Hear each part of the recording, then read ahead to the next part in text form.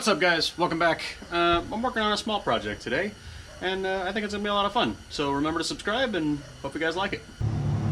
So I'm starting to work on installing the shifter and building up a center console, but I'm not a fan of the shift lever that comes on this B&M Z-gate.